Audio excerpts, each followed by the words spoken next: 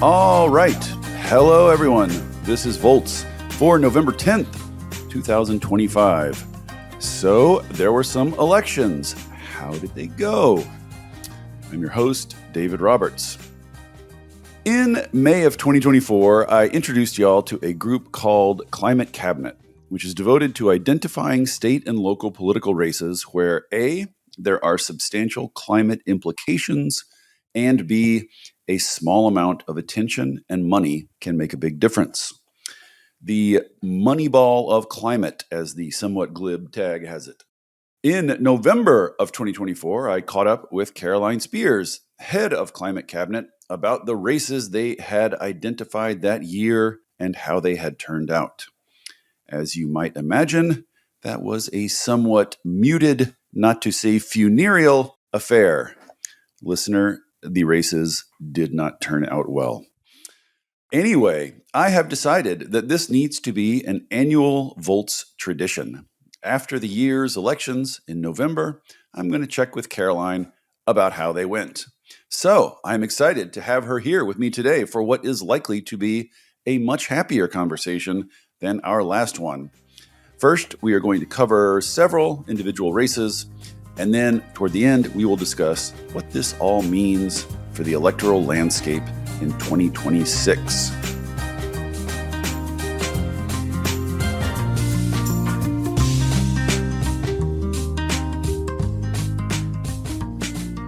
All right, then.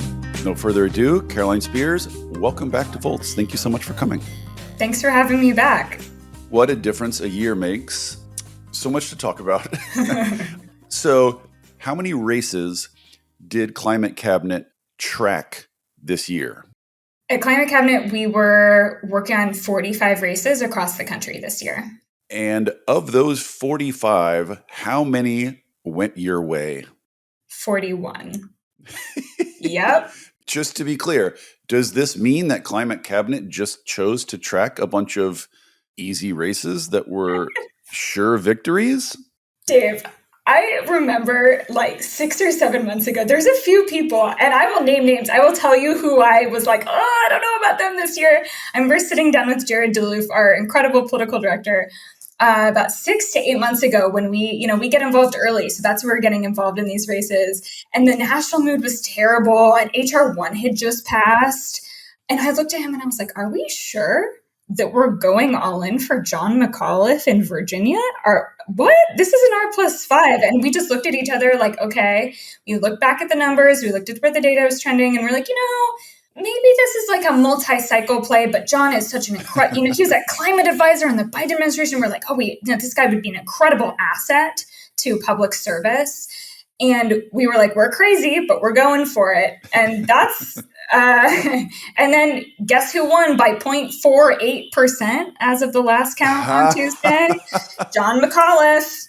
A little bit of attention and money can make a big difference. Let's just repeat that. So to summarize, virtually everything went your way. And it was not because you were picking easy races. You picked a bunch of races that I think a year ago, even 6 months ago, even 2 weeks ago, a lot of people would have called extreme long shots, and virtually everything worked out. So, we're going to talk about some individual races, and we can talk about sort of the individual dynamics and the local dynamics and implications, et cetera.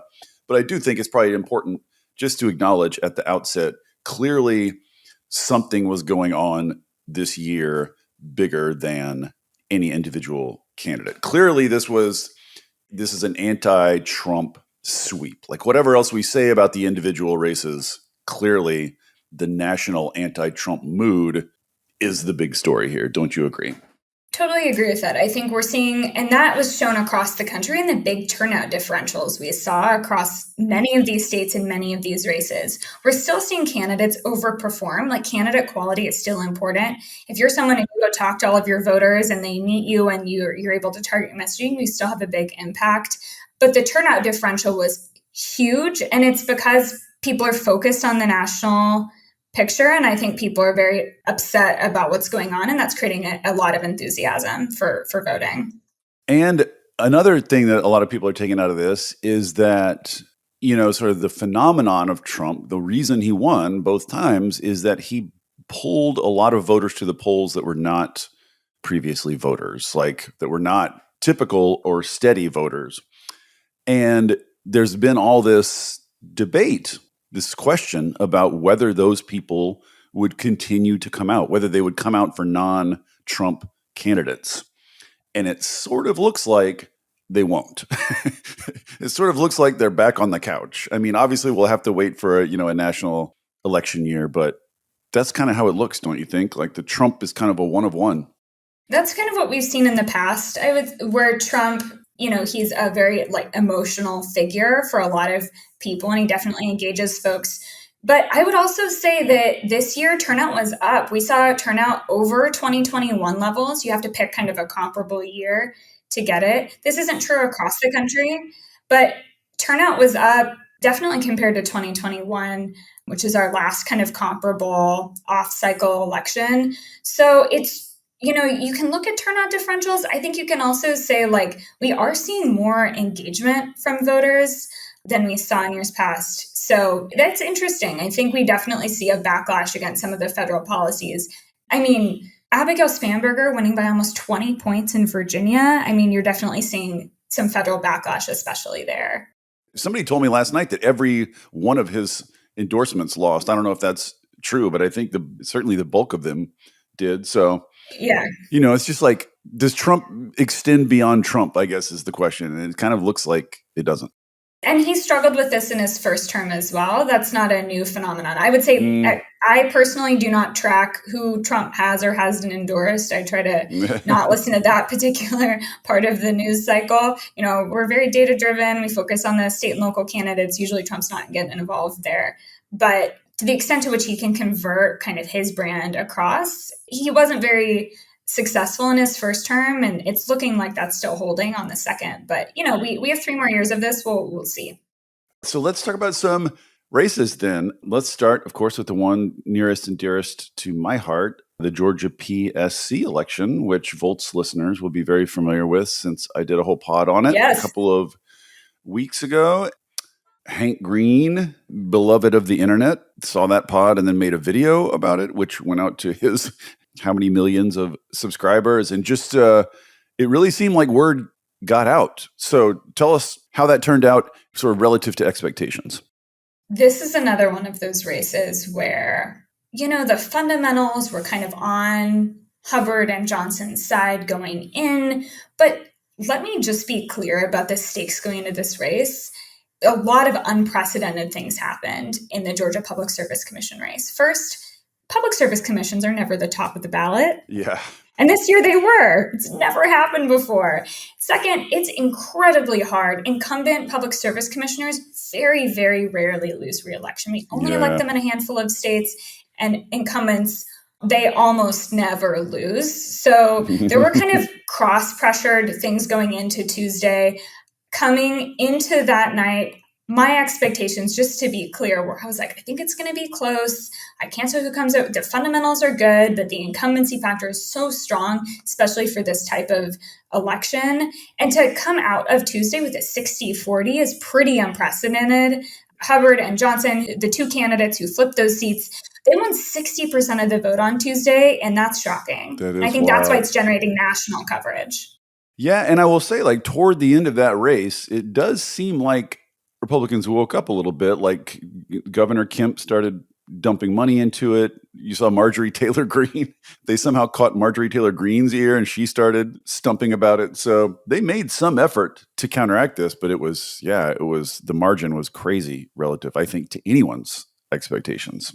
It was a blowout. And I think, there's a lot of ink being spilled right now about why that was such a 60-40 race in politics is wild.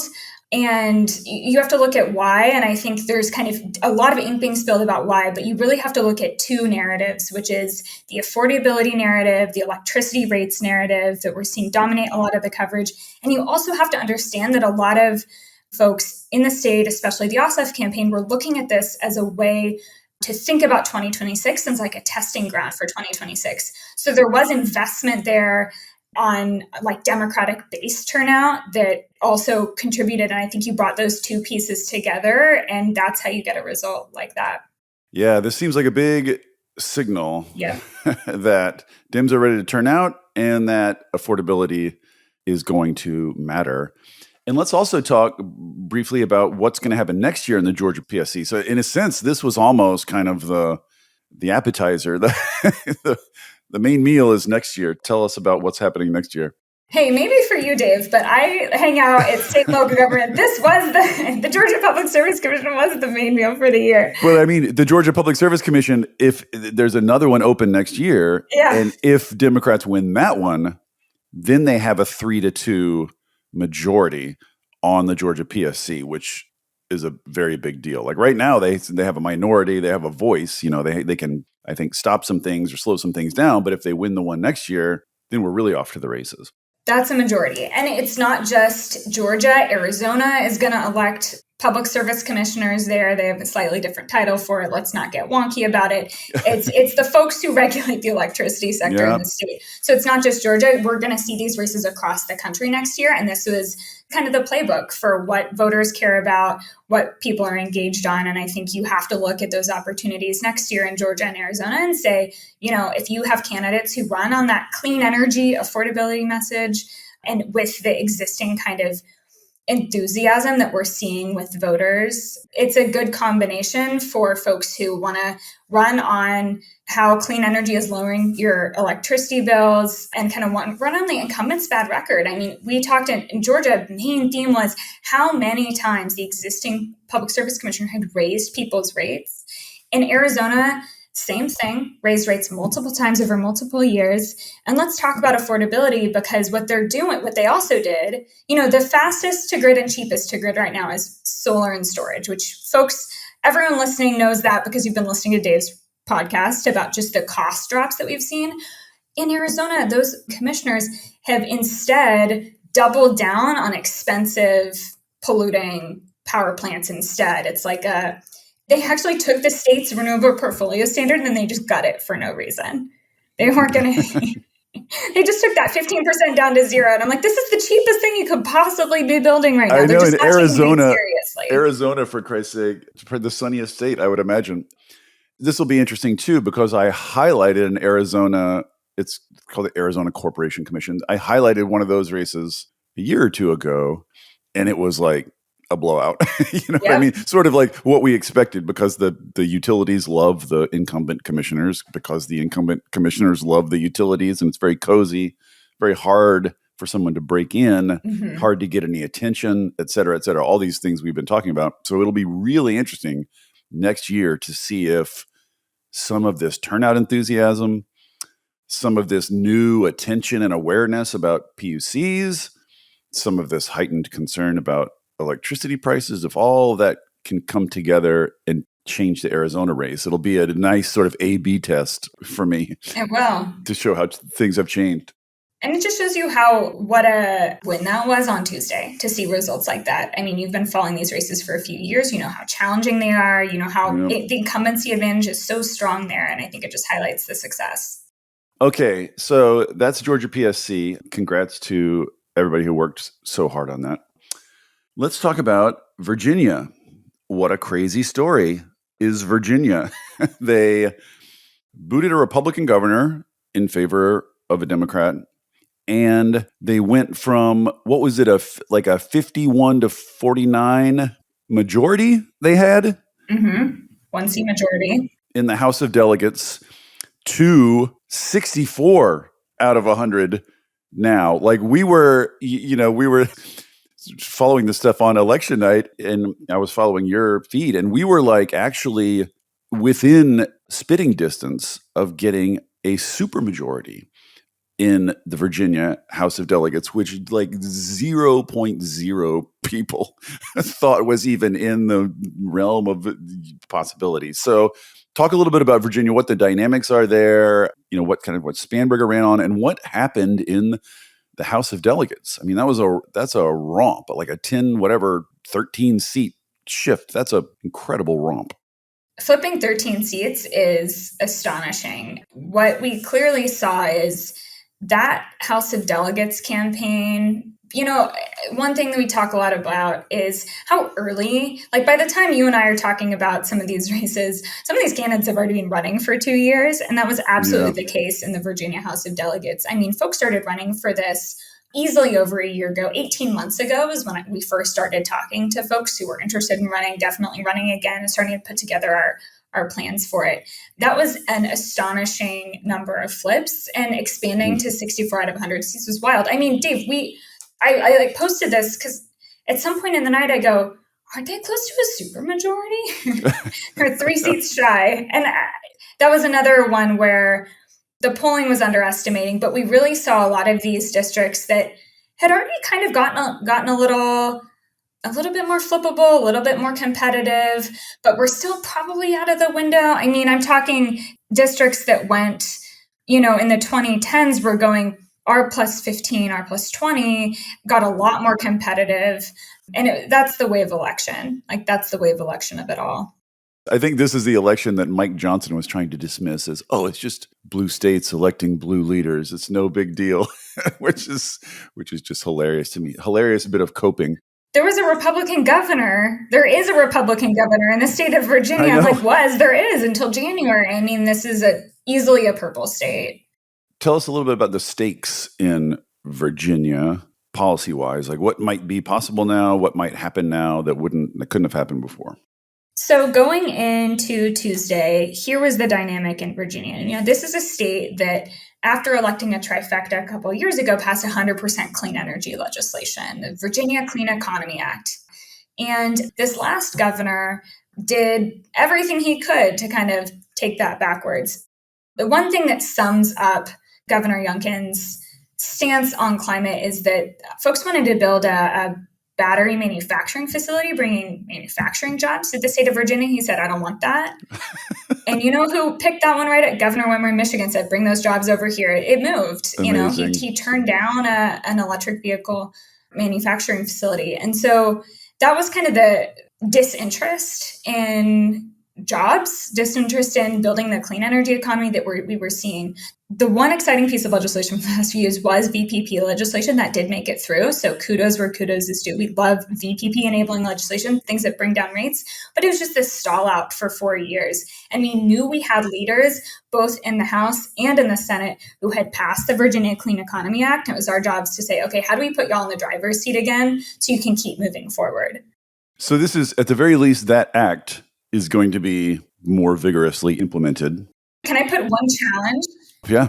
Okay, because it's not all like, okay, we're excited that they passed the Virginia Clean Economy Act.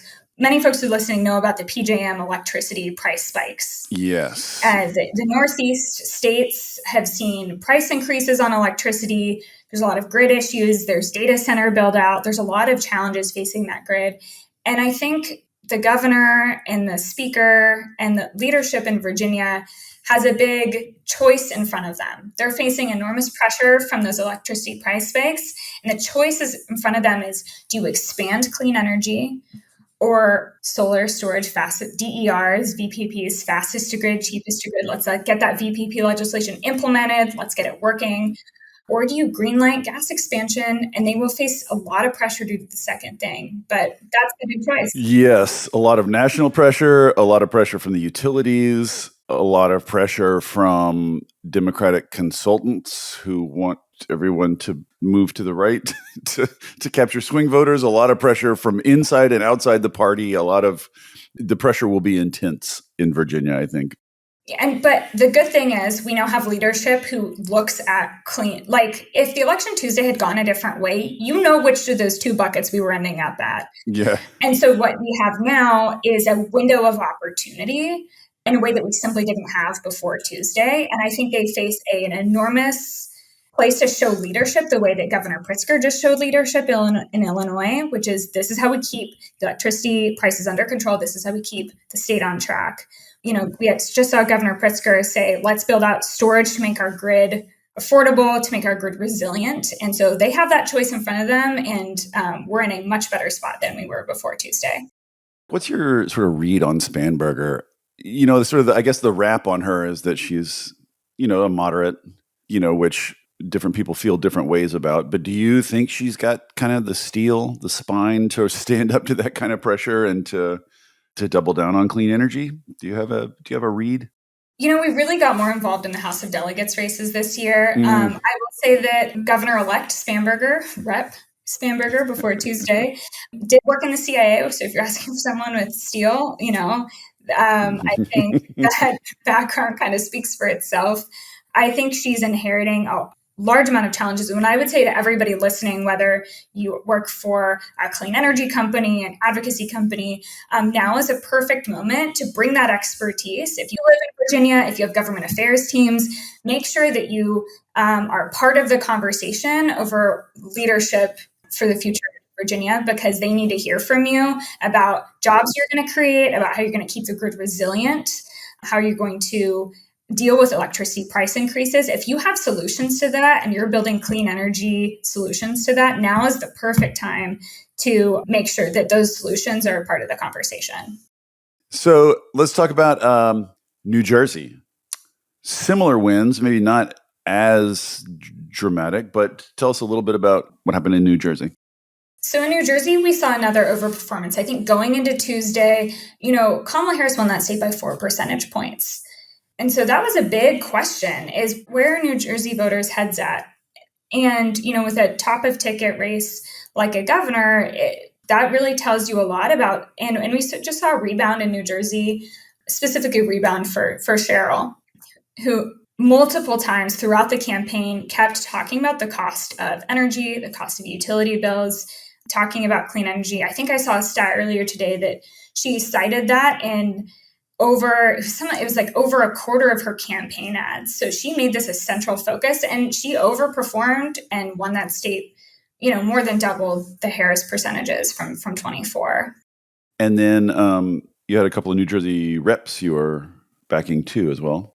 Yes. So the other thing going on in New Jersey, which was very interesting this year, is they used to have, Dave, I don't want to get too wonky about ballot design. I love wonky. Get wonky about ballot design. Okay. So historically, New Jersey has had this crazy ballot. It's very hard for incumbents to lose because the ballot is designed in such a way that it doesn't allow for competition in primaries. Not a very democratic process. They redid their ballot this year, and that opened an opportunity for folks to kind of challenge the status quo and challenge the machine in the state legislature. And so 2 victories from Tuesday, but were really victories from the primary, which is when we got involved, because that was the big question, is can we, with the new ballot fresh this year, can challengers kind of make it through with the new ballot? And New Jersey elected on Tuesday 2 climate champions to the General Assembly, Ravi Bala and Katie Brennan. And they have a forward-thinking vision for traffic and transit and livable communities in New Jersey. And that's what they ran on. And I'm really excited that they joined the assembly on Tuesday. Interesting. So what's the balance in the New Jersey legislature? Does the governor have a majority to work with? How'd that settle out? Governor has a majority to work with. And that's why, from a climate perspective, in the legislature there, the play was really about the primary, because we knew we had a Democratic majority going in, and it was about making sure that that majority was prioritizing real issues for real people that align with, making communities livable and climate friendly at the same time. The proximate result was there was a big push to get New Jersey to withdraw from the regional greenhouse gas initiative, the sort of quasi-carbon trading system they've got there in the Northeast. So that's not going to happen. At the very least, New Jersey is going to stay in Reggie. Be interesting to see what else they can do. What's so funny about Reggie is it's like this permanent bugaboo among... have you ever tried running a political campaign on Reggie would look like? People would fall asleep. This is the most boring issue. And people, the Mean Girls line, stop trying to make fetch happen. I want to tell all of these folks, Reggie, we hate Reggie. I'm like, stop trying to make Reggie you happen. Think you're going to get any voters talking about Reggie? And the thing is, if a voter decided, to care and look into it, they would realize that the main effect of Reggie is to get New Jersey a bunch of revenue every year. If you look into the details, it's almost completely upside. Just the notion that this is some anchor is just so crazy. But anyway, Reggie's continues not to happen? I think making our homes more efficient so you don't, whenever you pay your electricity bill, it's not thousands of dollars when, it gets really cold outside, it gets really hot. I think that's good. And that's what Reggie funds. I mean, I want to see polling. I'm like, okay, all of these politicians are taking these anti-Reggie stances. Give me the polling on who the heck cares. I just think that's a losing issue to focus on in an election, especially. You're going to focus on Reggie? Like, oh, we hate Reggie this much? Come on. Like, when you look into it, it's like all upside for constituents. And I think that's an interesting thing to focus on. And it's not very focused on kitchen table issues. Like, if you're running anti-Reggie ads, people see them, they're like, okay, what is this? How does this relate to me? And on Tuesday, all the candidates who win, we will lower your bill. It's very much more relatable messaging on Tuesday. Well, let's turn to a race that I think really sort of kind of exemplifies the climate cabinet approach in that it is relatively obscure, but kind of a big deal. Talk about Allegheny County in Pennsylvania. What was the race there and why did it matter? Okay. I mean, it's not a climate cabinet experience if you're not talking about one race that everyone's like, what? Sorry, where? But Allegheny County, Pennsylvania is in Western PA. It's where Pittsburgh is, the heart of coal country. And there is this fabulous county executive there named Sarah Innamorato. She's a champion, and she now has a pro-climate county council to back her up on air quality and permitting reform. So that's really exciting because she now has the votes to get a lot more done. Like, I didn't even know county councils existed until I read about it. So, like, what do they do? What do they have power over? So county councils are land use and permitting. They're citing, all this national conversation we're having around citing and permitting. I mean, county governments have a lot of authority over that. They control land, use. You've had Sightline on, you've had these housing experts on. A lot of that is county authority. So there's a lot that county governments can do. And they're one of the most overlooked, a county executive. A lot of us are like, what is that? One of the most overlooked, but extremely impactful offices across the country. And there's a lot of dynamics in this race, but that was exciting because permitting, air quality permits, those are, that's actually big authority. I'm excited about those results.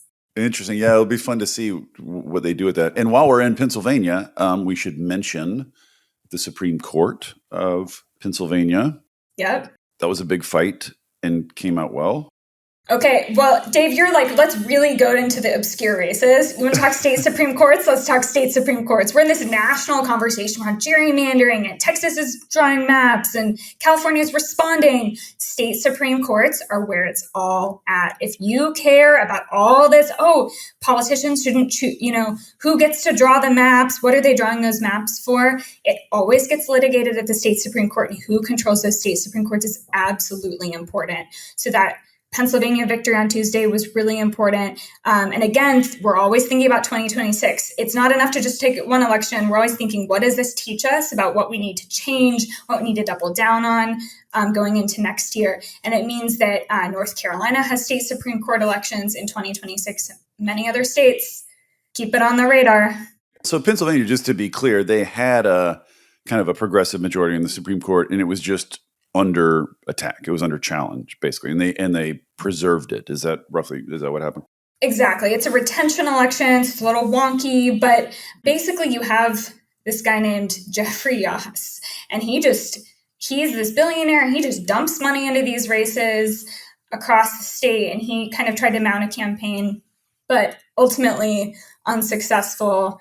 He's 2 for 2, and he tried to dump a bunch of money into a bunch of local races last year, and he can't get it done, 0 for 2.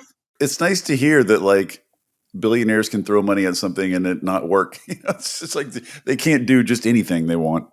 Well, people, we have this long, big conversation around money in politics, but what we do know is that the candidates who overperform are the candidates who have community support, who knock doors, who get small dollar donations from their actual community, of their actual voters. Mm-hmm. Those candidates are strong and they overperform statistically. So it shouldn't happen, but this is what strong candidates can do and are able to do. So that is true. And so then sometimes you get these people that are like, I can just, I can just self-fund. Self-funding candidates statistically underperform.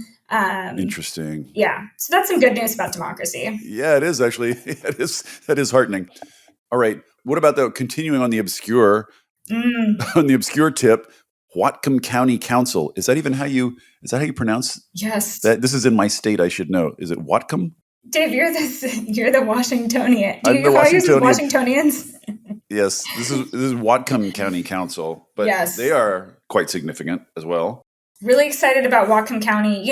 Washington over the last 6 years has really led the nation on a bunch of really important climate pieces, and they continue to build that climate majority, not just at the state level, but also at the local level as well. And Whatcom County is another example of that. This is a race where oil and gas got heavily involved. It's another one of these counties that has siting and permitting and air quality. And call me crazy, I think that we should have people who oversee air quality who care about the quality of the air. They care about clean air. That's who I want overseeing air quality permits. I don't want people who are getting backed by the polluting industry in those offices. And so that was another great win for a county that actually cares about clean air. It's a port, right? Whatcom County has a port. So this is ultimately about importing and exporting fossil fuels. I think that's what the big fight has been about up there. There's a fossil fuel import-export fight. There's an oil refinery conversation. That's a place where, especially if you live right around an oil refinery, you really care about air quality permits. Yeah. And just the air quality statistics we have around folks who live near oil refineries are terrible. So that was a really exciting result as well. And this is another one where there had been some previous victories, and this election was mostly about just making sure that majority stayed in place and those victories were defended, mostly, I think, wasn't it? Yeah, and Jessica Reinstra won that race. She's a local nurse practitioner. And so again, when you think about public health, having an NP in that seat brings a level of expertise. That's something I love seeing whenever we have someone who runs for a race who clearly has specific expertise in the office that they're running for. And, land use regulation, here we are. We're talking about it. What about this Minneapolis thing? Is this worth talking about? What's going on in Minneapolis? Yeah, Minneapolis, ranked choice voting. So, there's a lot of headlines on Tuesday about ranked choice voting. This is a big mayoral fight, and this was a tough race. So this is one of the losses from this year. We were really excited to back candidates who, Dave, do you want to do a third air use and air quality permit conversation? Because here we are. This is okay. So there are two things one was air quality permitting, and the second one was land use and kind of walkable communities, that framing. And so we backed candidates who wanted air quality permits that keep the air quality. And we supported a group of candidates who that had like a vision for Minneapolis that's around walkability, community-centric, instead of kind of sometimes people kind of default to these huge roads that cut through communities. And it was close. It was ranked choice voting, which was interesting. That's a new trend in politics this year, is that's starting to pop up more and more. It was close, but our candidates fell short on that one. Okay, and just quickly, we should mention a couple other big high-profile ones. I don't know that they're huge climate-wise, but just interesting. There's the NYC mayor race, of course. On everyone's mind. Everybody wants to talk about it. I've had 5 separate people pitch themselves to me as the one who can explain the implications for climate of Mamdani's win. Huh. I don't know that the implications are that huge. I mean, he will be implementing some pretty stringent New York City laws that are already on the books about buildings. And I guess he, can stand up to the governor and defend congestion pricing, stuff like that. Anyway, Mamdani's good. Did you engage in that at all? Hey there, everybody. Don't worry, I'm not going to tell you about a new mattress or push a credit card on you. This isn't an ad. There are no ads on Volts. It is supported entirely by listeners like you. If you'll indulge me for a second, I'd like to ask for your support. I started Volts because we're all surrounded by depressing news about climate change and misinformation about clean energy. And it's never been more important to share the stories of the real people on the ground doing the real work of transition and all the ingenuity and courage and public spirit they are bringing to it. People are hungry to hear these stories, to learn from and find inspiration in them. I've heard from people who change majors or careers after hearing episodes of Volts, people using it in classrooms and community groups, even state legislators who have passed bills inspired by specific episodes. Sharing these stories matters. It makes a difference. If you have found value in it and want to help me continue doing it, I hope you will join the community of paid subscribers at volts.wtf. It's about the cost of a cup of coffee a month. If you don't like subscriptions, you can make a one-time contribution, leave a review on Apple or Spotify, or just tell a friend about Volts. I am grateful for any and all support. If you're already a paid subscriber, thank you. And now, back to the show. And I guess he, can stand up to the governor and defend congestion pricing, stuff like that. Anyway, Mamdani's good. Did you engage in that at all? We did not engage in the Mamdani race. Thought that was getting enough attention, maybe? When did he stop accepting campaign donations? Oh, I don't remember that. I feel like that was months ago. He was like building out this grassroots army. That one, he got a lot of attention. So it wasn't an underlooked race. But I think that's really interesting. I mean, look, New York has a population that's bigger than most states. So the mayor has a lot of ability to get things done. But he ran on afford. Again, I think the theme here is it's affordability and how are you showing up for people? And it's not about these wonky, let's talk about Reggie or let's talk about, we definitely saw the folks who won kept it simple and stuck to things people care about. And I think Mamdani is an example of that working really successfully. Yeah. I was going to mention the Seattle mayor race, but we don't know yet, I think, how that's turning out. It's vote by mail, so they're getting counted day by day. The latest I've read is that Katie Wilson, the challenger, is sort of like if historical trends hold in terms of how the votes shake out day to day, sort of the later votes tend to be more Democrat. She's on track to win, but that's still highly uncertain. And I did a whole pod with her that people should go back and listen to. Finally, last individual race I wanted to mention, and I just wonder if you have any thoughts on this. What about California Prop 50? I had several people write to me and basically make the case that this is, among other things, a climate policy. So just talk a little bit about what that fight was and how it came out. I mean, I don't think I would classify it as a climate policy, but I would say that Prop 50, if we really want to talk about wonky stuff that has outsized impact, who controls maps and who controls congressional maps has to be on everybody's mind. So Prop 50 is an example of that. The reason Prop 50 passed, I was actually sitting with our Texas state lead, who's fantastic. We were sitting in the Senate committee hearing when the Texas State Senate passed their maps.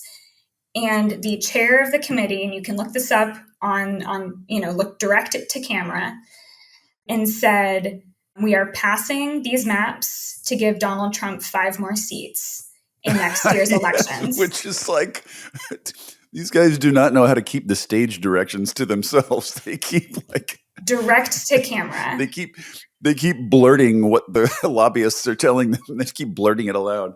He did not say this is to help represent Texans. This is to, of course. 1 month before, that horrible flood had gone through that area outside Kerrville. That was actually the summer camp that I went to growing up. So that was just horrifying.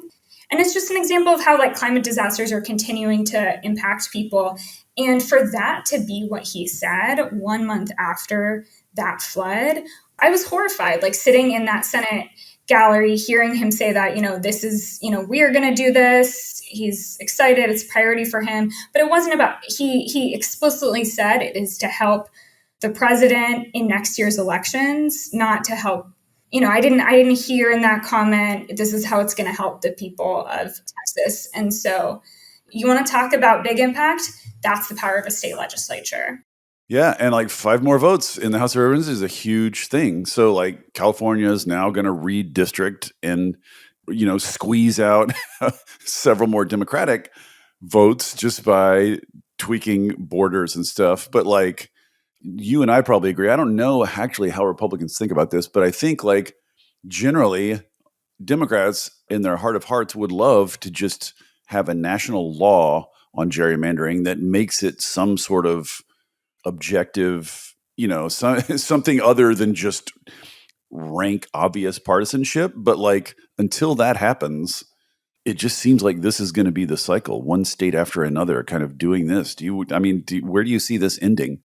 I mean, I think we're in a situation on redistricting where we really have to think about who has the ability to do that. And so, we've already had legislation introduced at the congressional level to ban partisan gerrymandering. Yeah. That needs to get through the House. That needs to get over the filibuster. If leadership in Congress is mad about it, they can pass that legislation today. That's within their power. And that's what I would like to see the U.S. Congress do. I would like to, the Supreme Court said partisan gerrymandering is okay. It's shocking. Also, this mid-decade redistricting, North Carolina did this 2 years ago. Like, this is not a new idea. North Carolina did this 10 years ago. We have seen mid-decade redistricting happen throughout the last 2 decades. It's just really accelerating right now. And it just seems like the norms that were restraining this were not really set in law. So, and norms are just crumbling everywhere. So, I think we're sort of moving to a place where every state just goes full hog on hyperpartisan redistricting. And that just does not seem like it's going to end well. Although I heard actually, and I wonder if you have any thoughts on this, I heard actually like the size of the wave, the Democratic wave this year, and I think people are thinking about next year, is so big that somebody was telling me that the Texas redistricting might end up sort of like blowing back on them. Like they might like have gerrymandered themselves out of seats because they were sort of relying on, a Republican buffer in a lot of places where it might not exist anymore. Does that ring true to you? I don't know if you've looked into that. Yeah, it's called a dummy mander, which is this idea that if you make a D+3 district instead of a D+9, a Republican wave year, you could actually lose both of those districts. And the reverse is also true. So yeah, the idea for it is a dummy mander. We have to think about short-term solutions and long-term solutions here. And so the long-term solution is we can't go on like this. That's in the hands of the president and Senate and Congress and the Supreme Court. So if they would like to take up that structural solution, they should do that today. And in the short term, we have to think about who are the people who make these decisions? Who decides congressional maps? Who writes their own maps? And that's state Supreme Courts, that's state legislatures. And in 2026, about 23 seats will determine majorities in 5 states. Like that's how tight the margins are in 2026, and 2026 starts now. And that's something to really, to your point, I think thinking about who draws congressional maps is incredibly important going into next year. So that's all the individual races I had, unless there are any other specific ones you want to mention. No, that was very thorough. Thank you. Yeah, we hit the big ones. So let's talk then briefly about what this all means. What does it all mean? I guess the biggest question on everybody's mind is this clearly a wave. I guess intuitively, it just seems like there's no reason that this wave shouldn't continue into 2026. Like I don't see anything that's going to on the horizon that's going to make people less mad. You know what I mean? Like I have to fly home on Saturday. And I got an email from Delta yesterday saying, hey, we may or may not have to cancel your flight. Stay tuned. Who knows what might happen? And like when that's going to happen to tens of thousands of people this holiday season, that's going to tick people off. And then, prices are going up. Grocery prices are going up. The job numbers are terrible. They've shut down the job numbers reporting, but people have intuited that the job numbers are probably pretty terrible. So there's just like lots of pain and anger to come. So are you banking on this wave continuing and getting bigger? So I think 2026 is going to be a wave year. Going into next year, my expectation is that it's going to be a bit tighter, actually, than the results that we saw on Tuesday. When you have Congress and Senate and, over 30 governors up, there tends to be more salience attached to it. So you'll kind of it tends to kind of equalize which bases are energized. But I think, go into 2026, first big takeaway for how people should be thinking about 26, it's going to be a wave year, plan accordingly. Now, I'm not going to say plan for 20-point wins in Georgia. I think that's a little too rosy. Like, don't tell me this seat's going to flip, this seat's, don't lose your head on it. But it is, and we can plan intelligently. We can plan with kind of past data and past trends. One of the trends that we're looking at is, okay, let's look at trends from Trump 1. And if we extrapolate that forward, that really gives us a lot of information about how to plan. So I think that's absolutely right. So when you say plan accordingly, what exactly does that mean? Does that mean for like climate cabinet that you are gonna maybe put down stakes in some tighter races, some bigger stretches, some stuff that maybe you thought you couldn't have won a year ago? Yeah, I mean, at Climate Cabinet, what we're going to do is support 100 Moneyball climate candidates next year. That is what we're doing. I can't announce everybody. We have about 25 of them that we've already picked out, and I'm so excited to tell everyone about them. But I think learning from this year, every election gives us an opportunity to learn and pivot and change. So after winning 41 out of 45 races this year, some of which were historically tough, we will be looking at some more challenging districts next year. Our thought process on this is the key to accurate predictions next year. We'll be focusing less on those swing numbers, which dominate news coverage. Oh, this county swung 30 points, this direction, this direction. We're actually going to be looking a lot more on turnout and enthusiasm gaps, and that's really going to drive a lot of our decision making. Interesting. And so, like, I guess ideally for you, you would lose a higher percentage of the races you pick. Do you know what I mean? Like, yeah, exactly. Because you are trying to push the envelope. You are trying to push on some races that are very close. So yeah, I want our win rate to go down, actually. That's actually, if I'm going to be honest, our win rate's going to go down next year. And that's because we'll pick a challenging group of, folks who are running in really tough districts. I think we're going to be looking for a little bit more challenge next year. And that's where we're pivoting.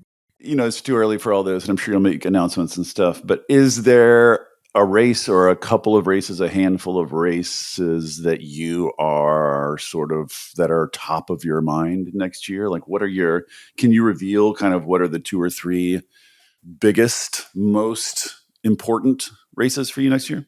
Absolutely. So there's 2 that I want to talk about. The first is these 23 state races that determine 5 states' majorities. So you mean 23 races scattered across those 5 states? Exactly. That is one big goal. And that means flipping those state legislatures, right? I mean, that means flipping them from Republican to Democrats.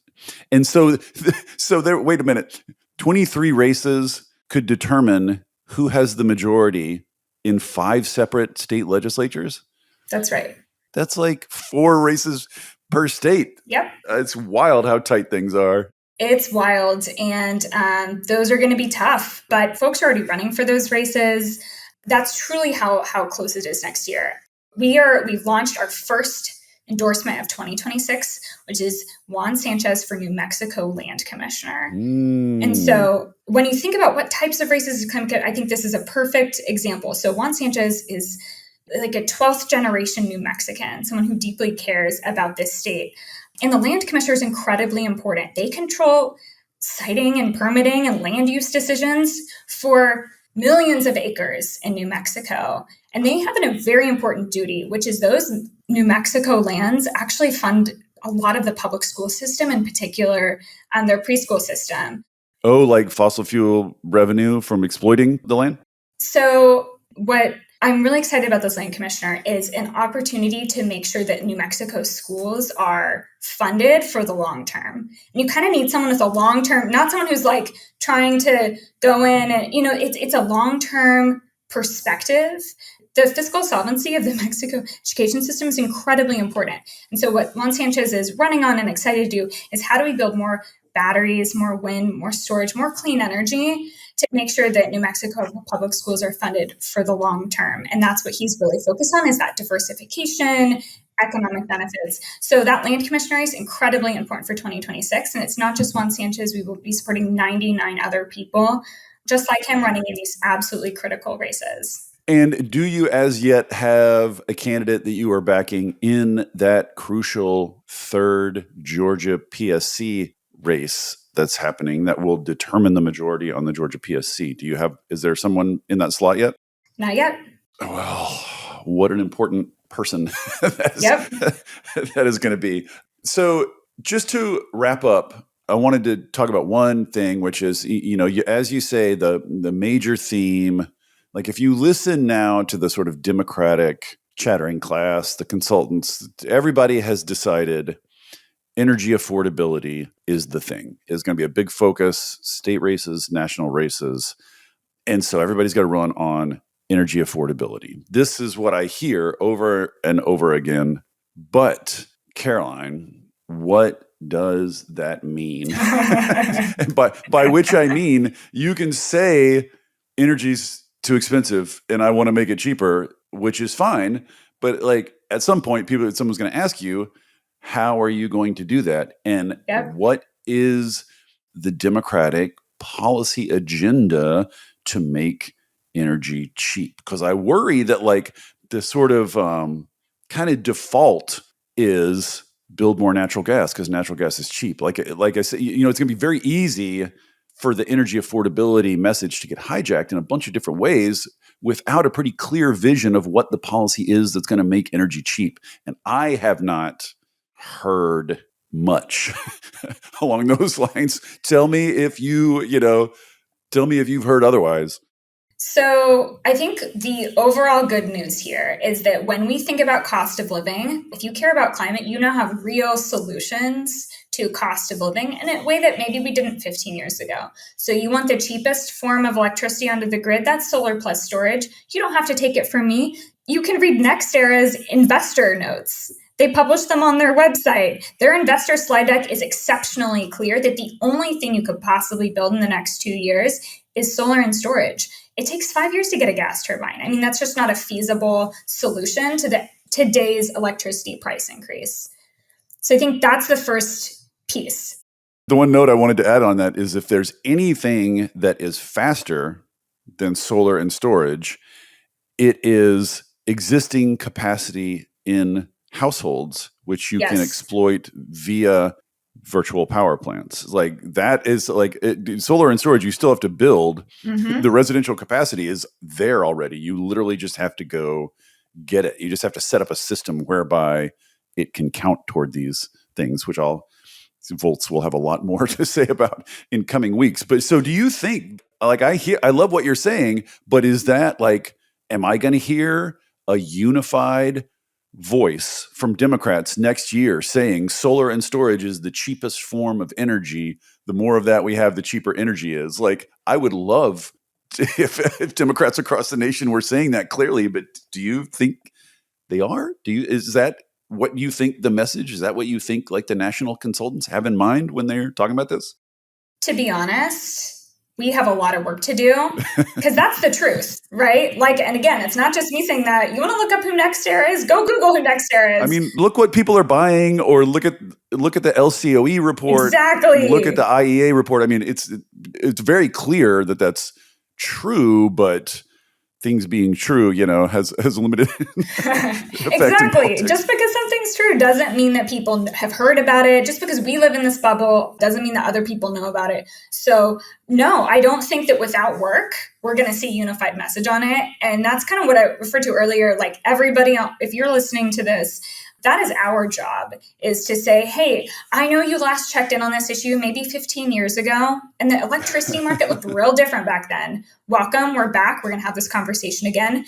Things have changed because it's absolutely accurate. It's accurate, but it runs in the face of elite conventional wisdom, and I think also runs up against the public's state of understanding about this is, a decade old. So it is going to take some... You know what I mean? Like you're going to have to weather some slings and arrows. You're going to have to really commit to this in the face of a lot of skepticism. And I worry that I just don't know if our candidates are really as trained or as knowledgeable about this enough to really follow through on it. And my worry is Cheryl in New Jersey ran on a rate freeze, just to freeze rates for a couple of years, which is kind of the obvious low-hanging fruit. Like voters understand that it's clear, it's just right there. I'm worried that everybody's going to go for that. And that's just not an answer. Like that's not it's a very, very temporary answer for a limited set of people, but that's not affecting any of the longer term trends that are pushing rates up. You know what I mean? So I just there's kind of a missing policy agenda behind this slogan. And this, I worry a lot about that. I think that worry is well-founded. I'm just going to be honest about it. That worry is well-founded. And so it's like, okay, so if the worry is well-founded, what do we do about it? If you want lawmakers to be different about this and you're not in the state capitals, they're not going to hear you. If a tree falls in the forest, if facts are true over in this corner, but there's no last mile communication to make sure that policymakers know about that, then, how would you vote on it? If no one has ever done a site visit to say, let me take you to learn about DERs and understand VPPs. Let's do a site visit. Meet some of the folks who put this together, who actually built these things. Yeah. There's an education effort that we have in front of us. Just because it's wonky and it's technical. And by the way, all these state lawmakers are also figuring out how to fund the state's education system. They have other things to do. Yeah. So we got to be in the state capitals. We got to be talking to governor's officers and making sure that we get that done. I would also say, just to be a little spicy about the affordability piece, I think climate is being a little bit over fixated on just the electricity piece. Because if you say affordability is my number one thing, you know what the biggest driver for affordability right now for folks is? Housing. It's housing and transportation. Yes, it's housing and transportation. And so as climate, if we want to take on affordability, what we have to do is start with the top of the bill, the monthly bill list, and include electricity. We got to talk about electricity bills, but if we're not also coming with solutions on housing and transportation and insurance, then, saying, I care about affordability, but only the fourth biggest item on people's monthly bills, I think it's going to fall a little flat when we're talking to lawmakers. So yeah, that's a great point. In Volt's world, in my dream world, the message on housing affordability and on transportation affordability and electricity affordability are very consonant. Those are very much part of the same picture. Like in all of those cases, you're doing the climate smart thing that is also reducing prices, right? Yes. You're building more housing, you're building more multimodal transportation options, you're building more renewable energy. All of that is part of the same big story to me. But do I trust rando, Virginia House delegate number 12 to understand that story? I don't know if I do, but so you're right. Because the right, as you well know, is all over this. They know it's a risk. They know it's a danger. And they, of course, have a message right to hand. Because when you don't care about what's true, the message is always right there, which is just the kinds of energy we don't like are the reason energy is expensive. It's very easy to blame renewables. It's very easy. And it's a catchy story. I just worry that that's you know what I mean, in terms of earworminess and being able to remember it and just sort of according with, I think, what are voters' kind of intuitions. I think voters still sort of vaguely think of renewables as kind of fancy left expensive energy. You know what I mean? So Republicans are going to be pushing on an open door in a sense when they are telling people that renewables are the reason prices are going up. So it's not just that we need a good message. It's that we're starting on the back foot, I think. There's a way of reframing. I see a lot of the debate about renewables happening saying it's not renewables, it's these other things. And if you're talking about a bad way to start off on the messaging front, saying, okay, listen to my dissertation on why it's not thing A. Well, did you read the LBNL report that just came out? This big report from Lawrence Berkeley National Lab about why are electricity prices going up? And Carolyn, it is it's so characteristic. It is extremely wonky and accurate, but the result is it's just political dead weight. There's no narrative. I mean, the answer to why electricity prices are going up is it's a little bit of this, it's a little bit of that. It depends on this and that. It depends on the region, some of this, some of that. There's just no, you know what I mean? The accurate story about why electricity prices are going up is just intrinsically complicated and wonky. And it's just so easy to say renewables are doing it. You know what I mean? And telling the true story is so hard. You know what's also easy? You know what's true and also not too wonky? Don't ban solar. Yes. When you ban solar, it raises your rates. Yes. When you ban energy source, you're just going to say, no more solar. That's going to raise people's. If you take things off the table, it raises your prices. Yes. Absolutely. And this, I think, this actually does speak to voters, because I do think voters have that all of the above, like the all of the above energy thing is very appealing to the average voter. It just sounds right. And so now, like, that used to be used against us, but now it's Trump and the Republicans very visibly taking options off the table. And sometimes taking like half-built projects off the table with the offshore wind, with the Department of Interior. So we're just in this spot where, there's a federal government that's clearly driving people to the polls. People are really upset. And I think the fact that they have decided to ban solar, to ban wind, to try to take options off the table at a time when electricity prices are rising for people is a losing political message. And framing it in that order is intuitive, it's accurate. You're still not sacrificing accuracy. And I just think we have a really, like you said, we're in a different spot now, fastest to grid, cheapest to grid. And so we have a lot of runway for how that in turn helps people's wallets. But because it's new, it's an uphill battle from a communications perspective. Yeah. Well, I guess that's the challenge of the coming year then. All right. Well, this has been awesome. 41 out of 45. Everything went your way. Everything turned out happy. Does not fit in my brain. My brain no longer has open slots for good news. It's kind of bouncing around in there looking for a place to land. Amazing. And so good luck to you this next year. And maybe we'll talk next November and see, good grief, how things came out. Thanks for having me. Thank you for listening to Volts. It takes a village to make this podcast work. Shout out especially to my super producer, Kyle McDonald, who makes me and my guests sound smart every week. And it is all supported entirely by listeners like you. So if you value conversations like this, please consider joining our community of paid subscribers at volts.wtf, or leaving a nice review, or telling a friend about Volts, or all three. Thanks so much, and I'll see you next time.